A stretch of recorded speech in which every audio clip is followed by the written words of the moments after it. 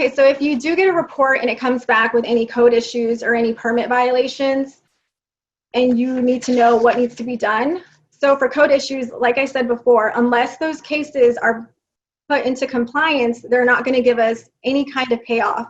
So a lot of the time, these cases are accruing fines daily. So they're accruing fees and they're accruing fines anywhere from $50 a day to $250 a day until that property is brought into compliance. So once that's done, you can let us know, and at that point, we can get you a payoff for the code issues. So for permits, the same thing. If there's any violations that you see on your report, a lot of the time, they're just missing final inspections. There's times where they do work on the property without even pulling any permits. And we will always give you a case number or the permit number for any of the issues.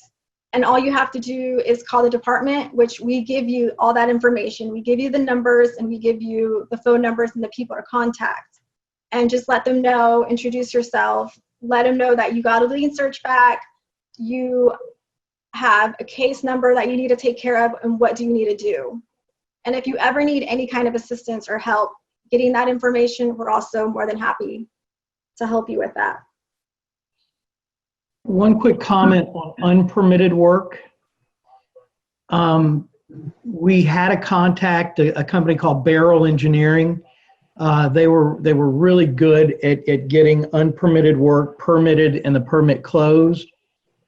However, there was a change to Florida law last year, and it increases their exposure for that work, and they won't do that anymore. They won't deal with unpermitted work. They'll still deal with open permits, but not unpermitted work. And unfortunately, we don't have a referral source to send folks to for unpermitted work at this time. So that we got a question that just came in. Oh, sorry, Jim, didn't mean to cut you off. No, go ahead. Go ahead. Who pays the code violation and permits? The oh, go ahead.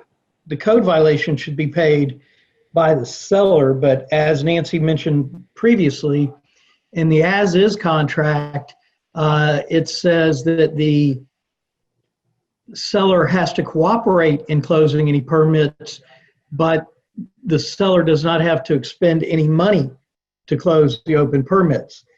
And I want to point out one thing about the contract real quick with regard to the open permits and lien search. There is no separate contingency period during which a buyer can terminate the contract and get their deposit back based on a bad lien search. So you've got to terminate within the inspection period.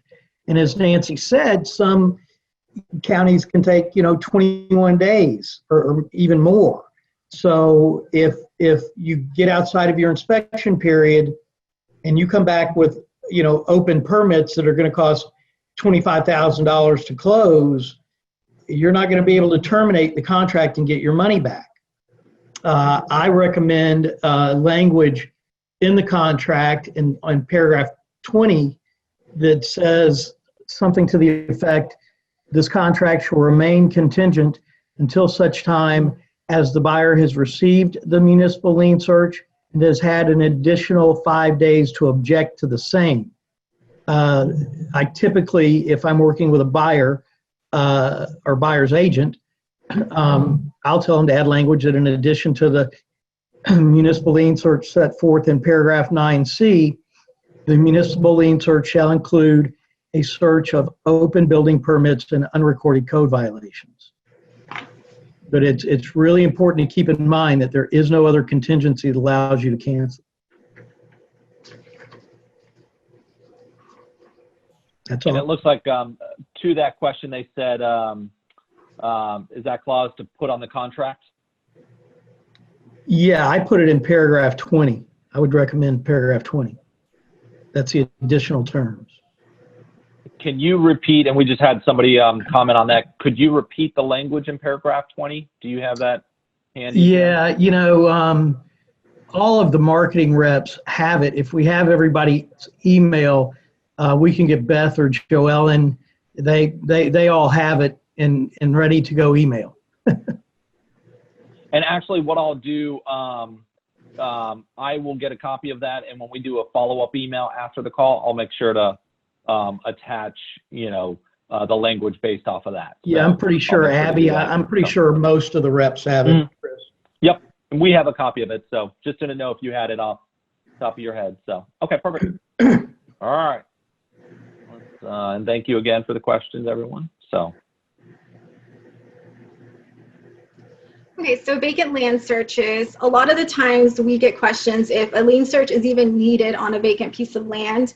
And my advice is always treat a vacant land search just like you would any other lien search. And the reason being is in the past, we have found unpaid utility bills. We have found assessments for water and sewer connection that have not been paid. And just because it's a vacant piece of land doesn't mean it can't have code violations. We've seen violations for overgrown yard, for storing junk vehicles or any other type of junk on the vacant land. And those items get cited.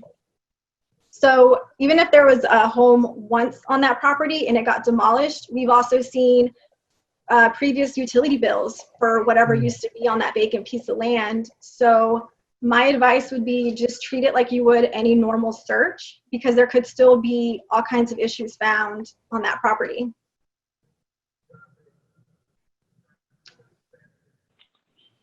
looks like we got a question on that.